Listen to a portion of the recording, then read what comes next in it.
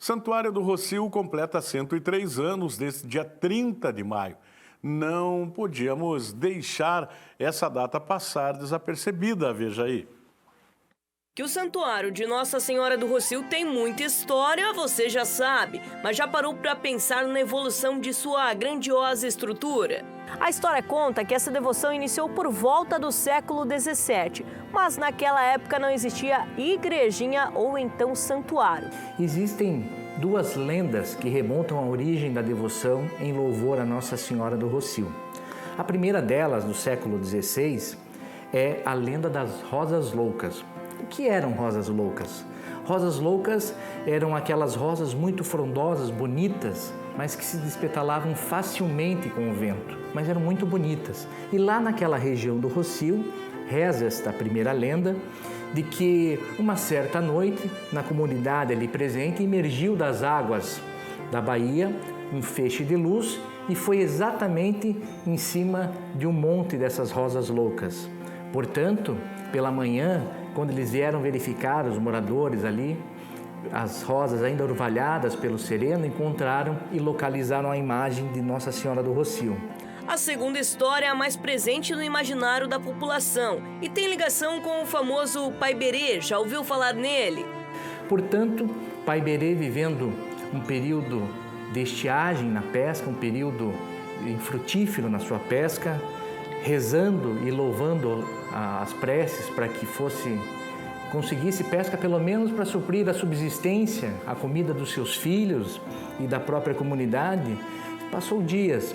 Em determinado momento, pedindo muito a intercessão divina, Pai Berê lançou mais uma vez as redes e sentiu a rede muito pesada. E foi quando ele percebeu que não era um monte de peixes, uma grande quantidade, e sim uma imagem de uma santa.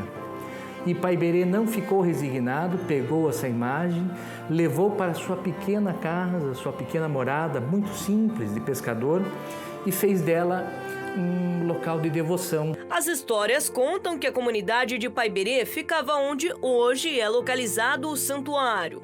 Dessa capela foi o centro da expansão e devoção a Nossa Senhora do Rosário do Rossio. Por isso explica também a lenda do retorno da santa. O tempo passou e muita coisa mudou. Chegamos em 1920, ano em que o santuário foi construído. Esta mudança também revela o desenvolvimento da cidade, inclusive do bairro Rossio. E um fato muito interessante que as pesquisas aqui no Instituto Histórico apontaram, inclusive no livro Histórias, Crônicas e Lendas, do Vicente Nascimento Júnior, que foi secretário da Câmara Municipal, foi prefeito interventor, foi presidente do Instituto, ele traz que esse é o único projeto arquitetônico que se tem registro do Alfredo Andersen, pai da arquitetura paranaense. As fotos mostram que as águas da Baía paravam bem em frente ao santuário. Isso explica, por exemplo, o motivo de muitas pessoas de fora, já antigamente, chegarem nestas terras. O Rossio sempre se tornou um local conhecido internacionalmente. Temos o fluxo de marinheiros do porto e não é raro termos registros de várias nacionalidades, de pessoas que se encantam com a devoção e com a fé. As mudanças não são só na estrutura da igreja, mas nos costumes da comunidade, que acompanhou de perto toda a evolução. Veja, 103 anos só de um templo. Bento Munhoz da Rocha, quando esteve em Paranaguá em 1968, para tratar do centenário do nascimento de Nestor Vítor dos Santos, disse que poucas cidades do Paraná poderiam celebrar centenário dos filhos seus, porque poucas cidades do Paraná eram centenárias. E veja como nós temos história para contar na tradição e na fé. Já deu para perceber que muitas histórias permeiam toda a evolução do Rossio e de sua última edificação, um santuário que tempo depois foi reconhecido pelo Vaticano e Nossa Senhora escolhida como a padroeira do Paraná.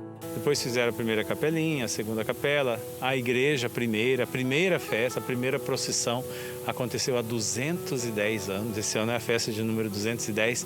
Então a gente vê que 103 anos, na verdade, é pouco diante de uma tradição e de uma história que tem quase 400 anos, né?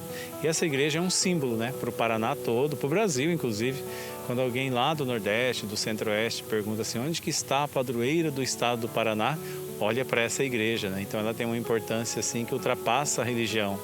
Das imagens sacras, né, que são respeitadas pela Igreja Católica no mundo inteiro, a imagem do Rossio é uma delas, né? Então uma relíquia que a gente tem aqui. Por isso que nós somos os guardiões, né? O povo de Paranaguá é o povo que guarda essa relíquia, então a gente precisa cuidar. É esta bagagem que torna esta igreja, que há anos começou em uma simples moradia, tão grande e importante ao município. Quantas pessoas e momentos foram vivenciados ali dentro. Uma santa que realizou a cura da peste e até hoje intercede principalmente pelos parnanguaras. Aí mais uma história bonita para a gente ficar sabendo detalhadamente. Um intervalinho.